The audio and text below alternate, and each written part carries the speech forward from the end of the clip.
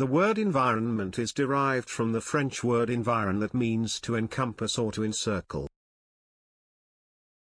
It is believed to have been introduced into the subject by biologist Jacob van Erkel in the early 1900s to be around. Environment can be defined as natural surroundings of that organism which directly or indirectly influence the growth and development of the organism. Thus the term environment means the things which surround us, that is, it includes all our surroundings. Environment can also be defined as the surroundings in which an organism operates, including air, water, land and natural resources, flora, fauna, humans and their interrelations.